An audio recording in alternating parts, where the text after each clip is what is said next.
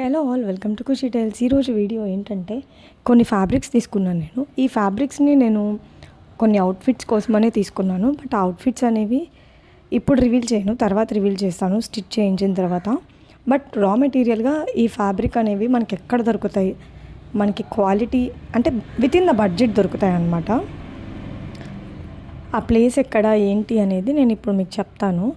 ఒకసారి ఫ్యాబ్రిక్స్ చూడండి, నేను క్వాలిటీ చూపిస్తున్నాను.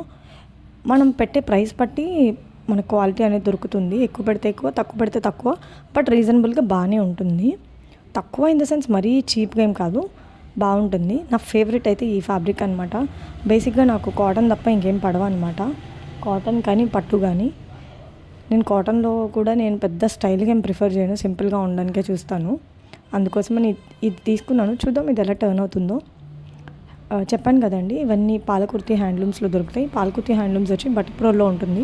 రథం బజార్ అంటాం మనం. బేసిక్గా రథం బజార్లో నుంచి ఉంటే ఆపోజిట్లోనే మనకి ఇది కనిపిస్తుంది. Thank you all for watching. Please do subscribe Khushi tiles.